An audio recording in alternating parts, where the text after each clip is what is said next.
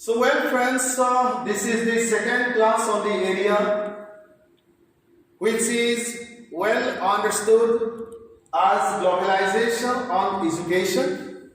That's why it is 2 means Roman 2 means it is class number 2. Friends, in the last class we discussed about the genesis of the term globalization and we mentioned about the Upanishadic verse where it was well written, where it was well recorded as Vasudhaiva Kutumbakam, and we had discussed how things are changing just after World War I and World War II, and what happened just after 1990, and what has been happening particularly in social situation on economic sector of all the nations of the continents of the globe. Friends, whatever may be, means we are to continue our discussion, and that's why at this time of witnessing the class, you are to keep link with the first class, because for the completion of our discussion, as the issue is very serious, and we are discussing about globalization in such a moment of human history where you see hopes are shattered by the attack of the minuscule virus that is COVID-19, and still human societies as well as nations have been suffering, becoming victim of COVID-19. Still we are going back to 1980 and we are discussing about globalization for understanding education from economic perspective or parameter. Whatever may be the phases of globalization, means in the last class we had discussed about the phases of globalization, and today it is mentioned that whatever may be the phases of globalization, it is basically means about the interdependence. It basically means about the interdependence or interconnectedness on the interconnectedness of the nations for business purposes, whatever may be the area of education also. With the purpose of business, globalization has been encouraging other dependence on relationships among the nations of the continents. Let us go back to the next slide. It has been emphasizing on the cultural and other exchanges among the nations of the world. Experts are of the opinion that when considered from economic parameters, the first globalization was characterized by a huge accumulation of debt of the nations, and eventually inflation resulted, now which is happening during one of our neighboring countries, that is in Pakistan. When we come to the second phase of globalization, with the same consideration, we find that the second globalization was the opposite of the first one. Let us go back to the next slide. Economists and experts have opined that during the 19th century, cost of trade fell suddenly, but because of technological development and stabilization of the monetary systems of the nations. There was a free trade relationship among the nations, and such trade was not limited by government or private monopolies. Still, friends, economy of the global nations, of the global social order, has totally been shattered or distorted, and there is in a sense recession, because you see of the lockdown, total lockdown, which was declared by most of the nations just to help to save life of their own citizens from the attack of the minuscule treacherous virus or the dangerous unseen virus that is COVID-19. But situation is now changing day by day. Let us go back to the next slide. The social scientists, economists, and the historians are of the opinion that the century after 1815 had only a few major wars and there was stability in social order. Because of such peaceful situation in social order, the government debt levels fell and economic prosperity moved in disciplined manner, which has again got setback because of COVID-19. This was the reality, especially in Britain and in the United States before its civil war, and there was the influence of such situation in the business relations of the nations of the world during the time of second phase of globalization. In comparison to the second phase of economic relationships of the nations and the business position of the world order, differences have been noticed. The first phase of globalization included a debt bubble and consequent price inflation. During the second globalization, debt expanded less and prices fell, especially after the civil war throughout the nations of the world. Let us go back to the next slide. By 1900, most prices were below and some much below during 1800. There are ups and downs in economic status of the world order, and the influence was very tough in the nations of the world. By studying the economic conditions of the nations of the world, it has been opined by the economists that the longest deflation in world history would follow from the 1960s through the 1860s through the 1890s, and there was severe effect on the socio-cultural status of the nations of the world, just like today because of the attack of COVID-19. Let us go back. Deflation, that is, the devaluation is a serious problem for debtors. Like Pakistan, now what is happening? I just have again repeated. The effects of such state of economy over the life and society of nations are very severe, which we have witnessed there in one of our neighboring countries. It means debts, mostly fixed in money terms, do not go down, but the prices of most other things do, and life situations become unmanageable by the citizens of such nations.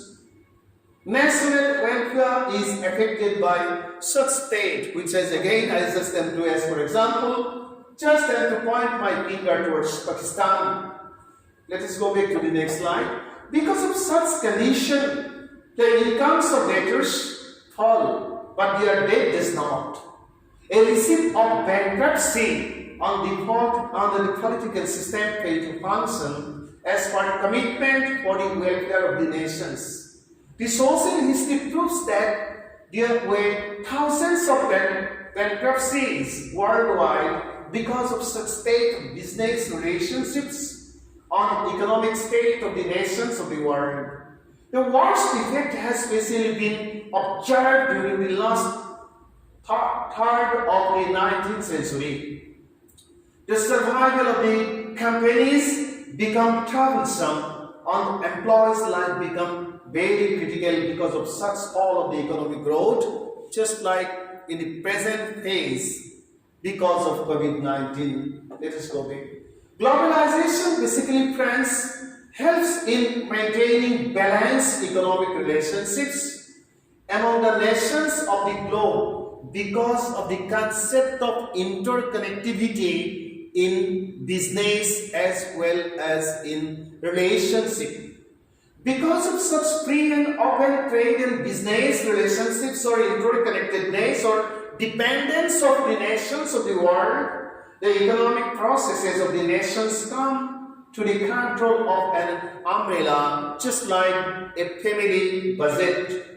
The downfall of the trade on business status of one nation bears definite effect on the trade on economy of subsequent nation or nations because of the concept of globalization or because of the acceptance of the concept of interdependence and interconnectedness. And that's why social disturbance in one part of this globe, you see, bear different impacts on other parts or over the other nations. And this situation has become the reality because we are under the concept of globalization, leading life under an umbrella with the expansive identity of, identity of belongingness, depending on the concept of globalization. Let us go back to the next slide. This way, friends, globalization is to be considered as one of the most important and massive process of trade and business relationships among the nations of the world for the prosperities of all the nations of the community of nations. As for the views of the economists and experts, the nations of the world today are in the midst of the third phase of globalization. This phase of globalization also shares the characteristics the other two phases carry, means phase 1 and phase 2, which we basically see just after World War I and World War II. Let us go back to the next slide. This phase of globalization means the third one. Like the first two phases, also includes a massive debt bubble of both public and private, and the business relationships of the nations have become more and more competitive. The debt bubble has fueled high demand and high growth, leading to the unprecedented worldwide prosperity of the post-war era, and the competitions among the nations have also been getting very tough. And that's why, friends, the concept of, open selling of the agricultural commodities, government has accepted in the latest agricultural policies, which in some of the parts, some of the peasants have been raising voices against. The open market concept has, become the reality because of globalization, and this helps us to become much competitive in all areas. And in the field of education also, maybe from primary, maybe in the primary level, or maybe from primary to university level, the concept of competition and the idea of privatization and the concept of commercialization has become inevitable. And friends, in public sector establishments, particularly in educational area, this or such competitions have brought many new things, and we become bound to become updated from all aspects and areas and become much committed on the question of accountability has become the most important question, which is to be well answered to the nation as well as to all the stakeholders. Let us go back to the next slide. This state expansion alone tends to be inflationary, and in some of the nations of the world, economic crisis has been getting unmanageable. Again, I have to mention, just like Pakistan. Indeed, inflation, more or less in all parts of the globe, has been a common economic phenomenon, and it seemed to be the principal economic challenge up to the 1980s in all the nations of the world. The reason inflation is now under control is not because of brilliant economic management under the guidance of the superior minds of economists of the world, but still, after this, now the things are changing dramatically because of the acceptance of the principle and policy of lockdown because of COVID-19, because of the attack of COVID-19. Let us go back to the next slide.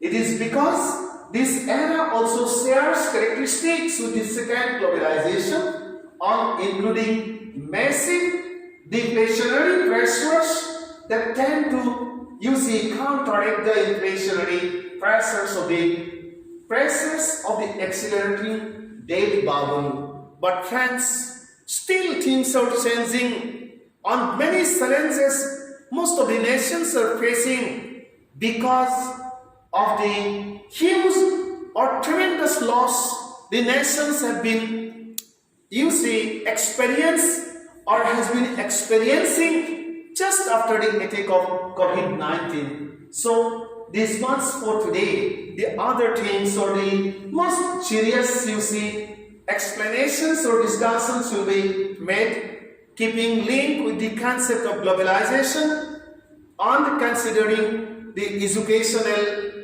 parameter or educational sectors of various nations of the world. Thank you so much for today.